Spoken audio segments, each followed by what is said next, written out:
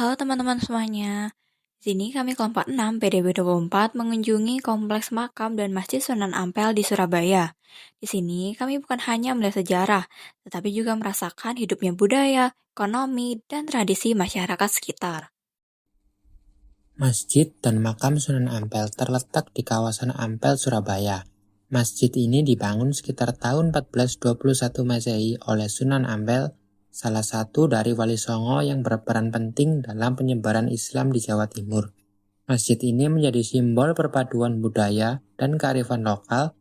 Arsitekturnya memadukan unsur Jawa, Arab, dan Tionghoa, mencerminkan semangat toleransi dan kebersamaan masyarakat pada saat itu.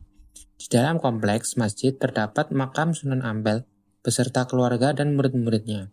Tempat ini sering dikunjungi peziarah dari berbagai daerah, bukan hanya untuk berdoa, tapi juga untuk mengenang perjuangan beliau dalam menyebarkan ajaran agama Islam dengan cara yang damai dan bijak.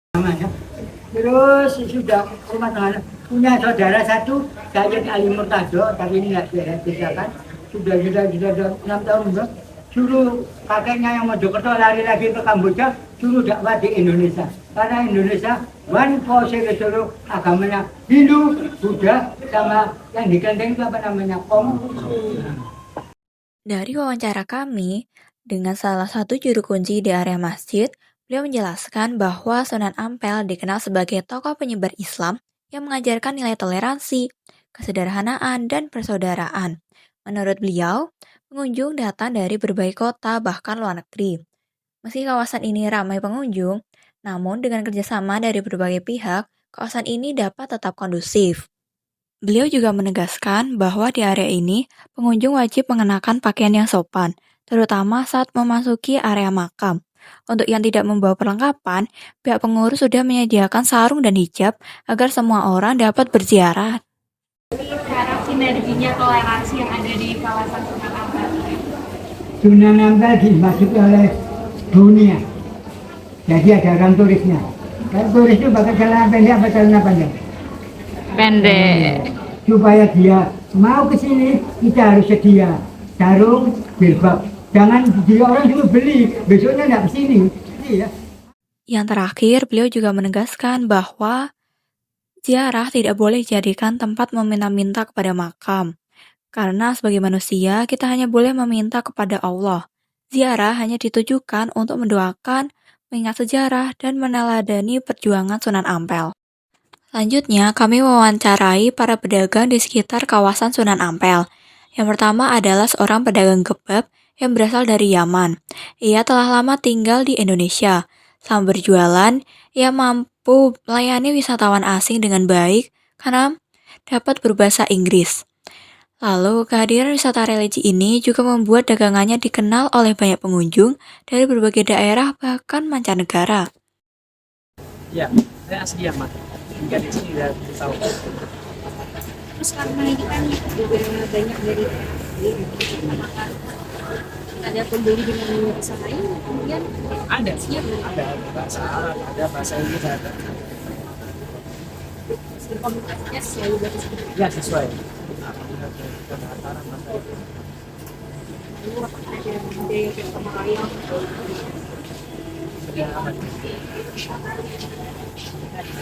Gotong royong mungkin terlihat di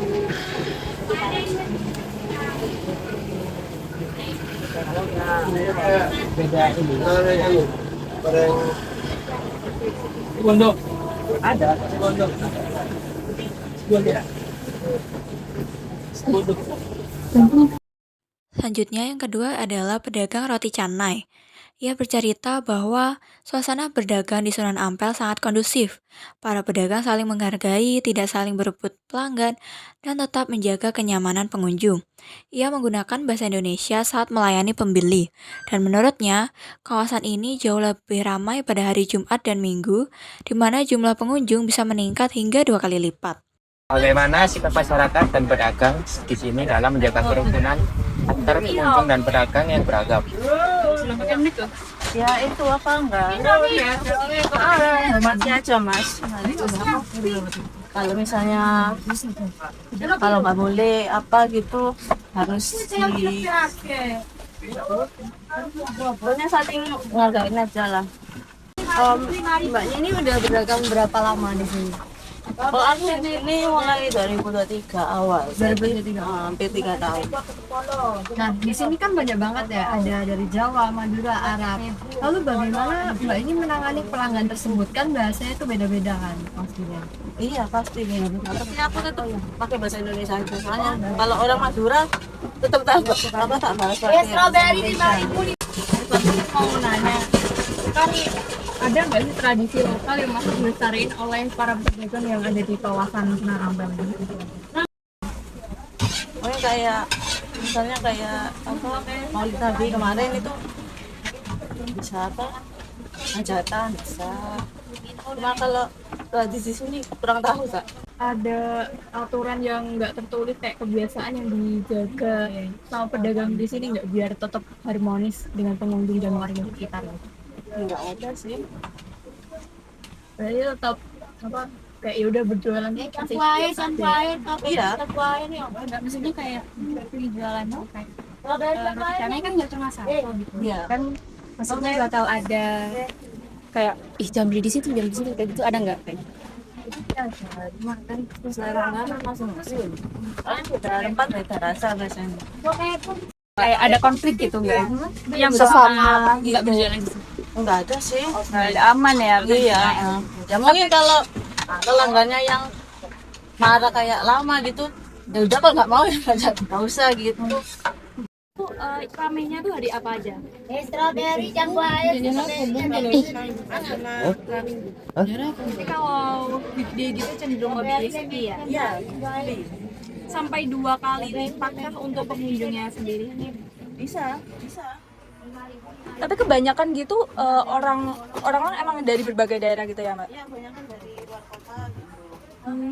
Di sini Emang berarti untuk beribadah sama di pedagang-pedagang gitu? Banyak kan gitu. Vlog kunjungan ke Sunan Ampel telah berakhir. Semoga kita bisa mengambil inspirasi dari sejarah dan keindahan tempat ini. Terima kasih telah menonton dan sampai jumpa di vlog berikutnya.